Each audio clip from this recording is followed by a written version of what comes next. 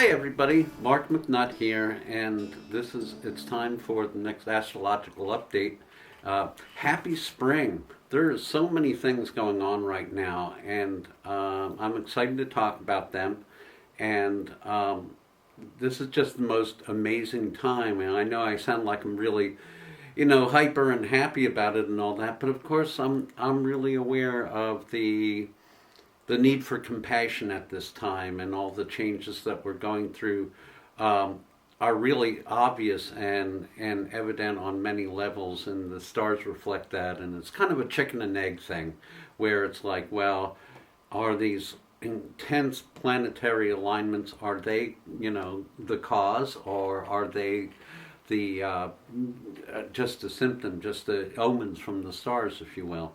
So my friend Zeus here is going to help guide us through the planets in the upcoming time. And this particular talk, I'm going to be talking about the solar eclipse on March 29th, the Mercury retrograde, Venus retrograde, both of them conjuncting, moving backwards, and also Neptune entering a new sign, Aries, for the first time in about 16 years.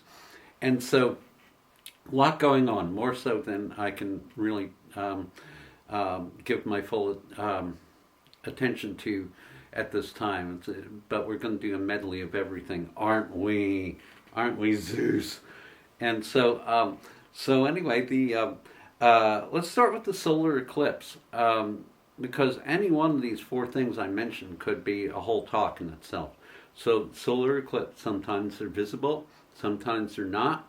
Solar eclipse is always a new moon, a very special moon where the sun, moon, and earth line up in a specific manner, and it's usually an instigator of great change, and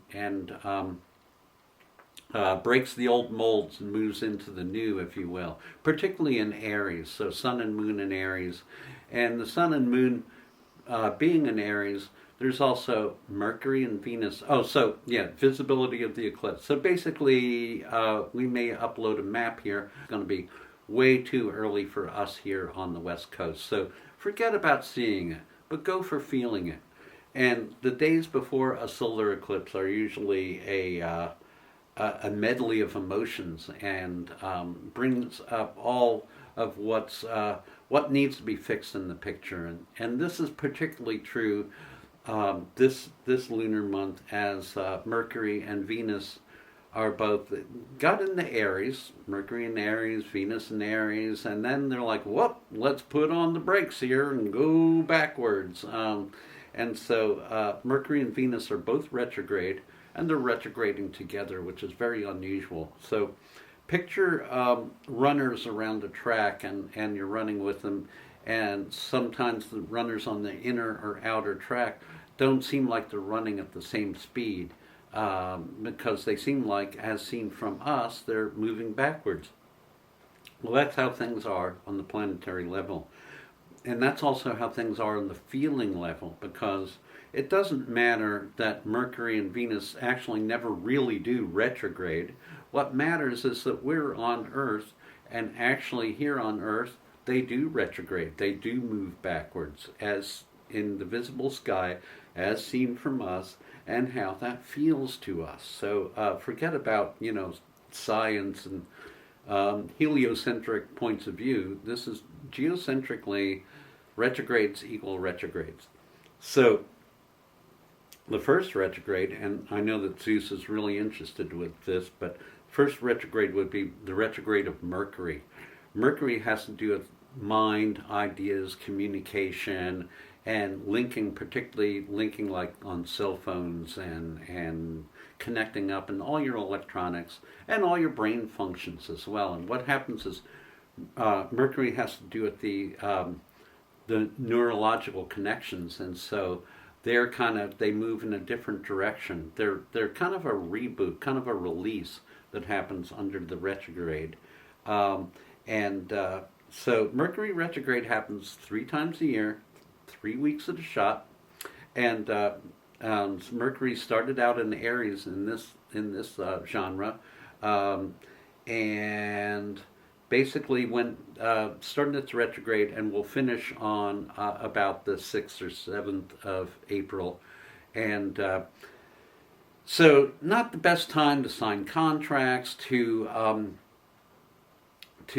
sell property. Well, it's probably not so good for selling property. Definitely not good for buying property, things like that.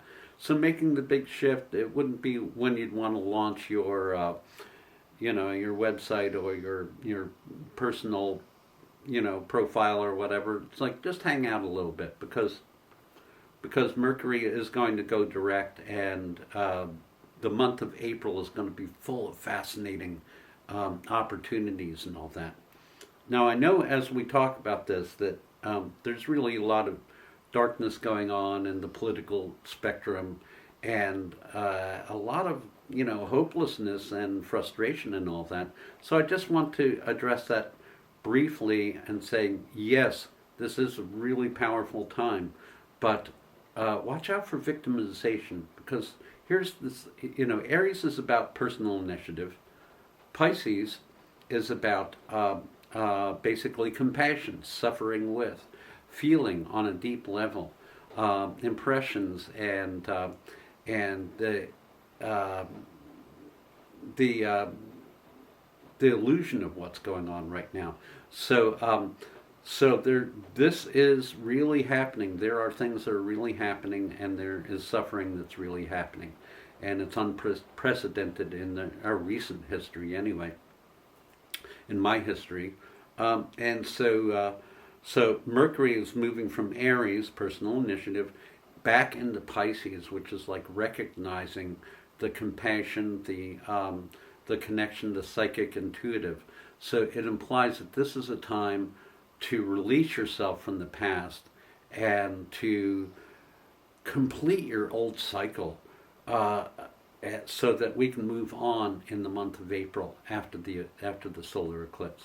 And then there's Venus, also being in Aries and then moving back into Pisces at the end of the month.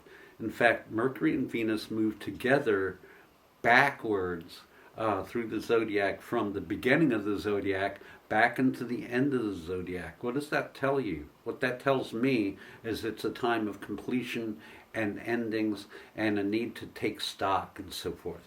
So Venus in Aries, again, is about love and about social life, and really taking the initiative there, and moving to the next stage. And it's like, whoops, sorry, there's some stuff you forgot. And some of the stuff that we may have forgot has to do with ways that we have been short with each other, ways that we have not fully accepted each other.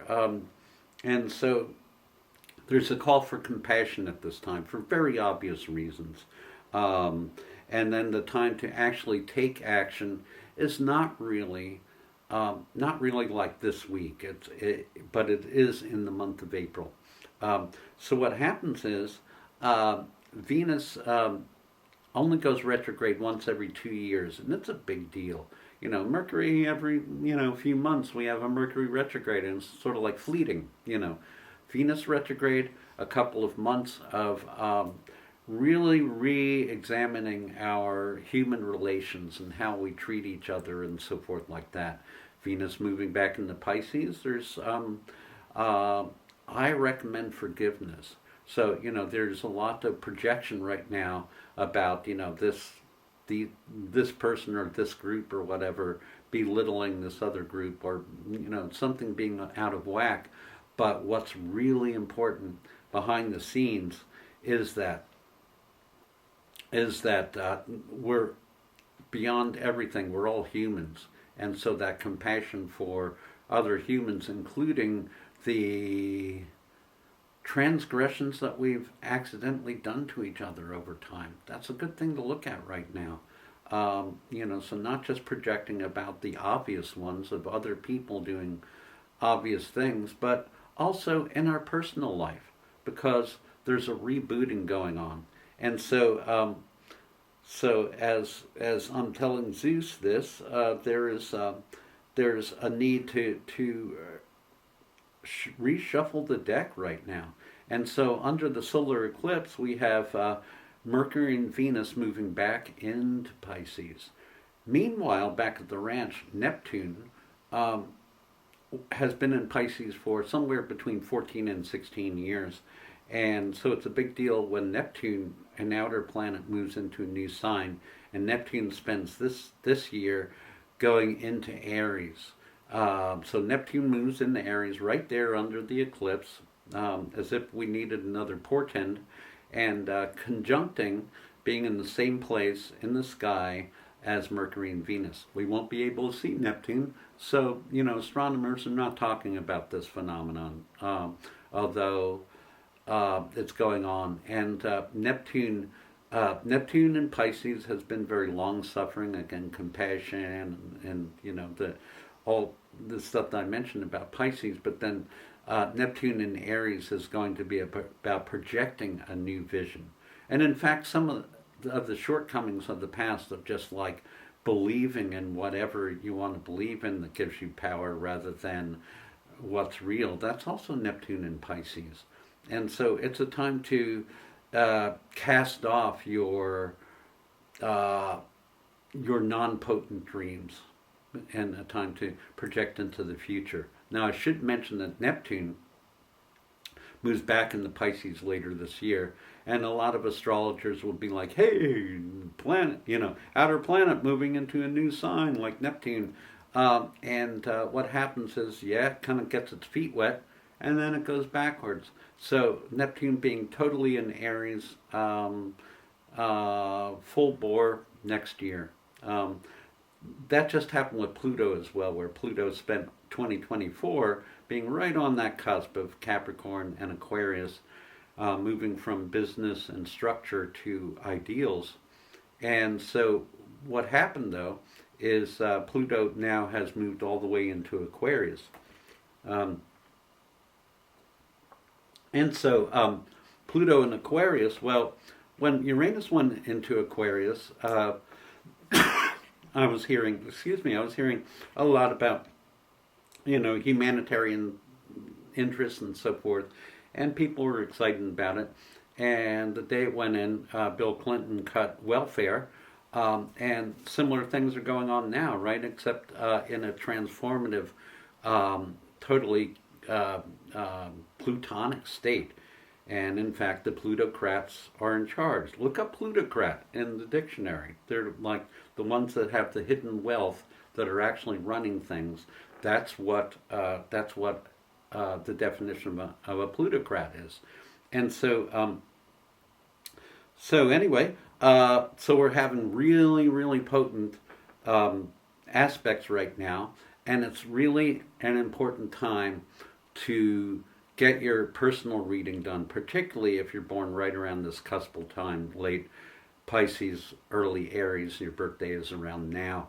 I'm hoping to post this early because there's a lot of movement right now and a lot to contemplate.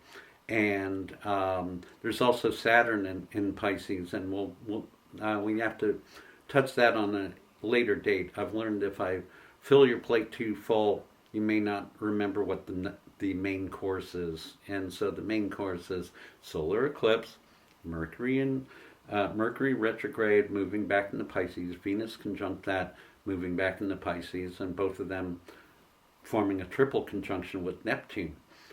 Beyond that, a lot more to say, but tune in for your personal reading through me at astrowizardry.com, and be sure to like us and like this page so that we can keep doing it and keep informing you for free about these major happenings that are going on.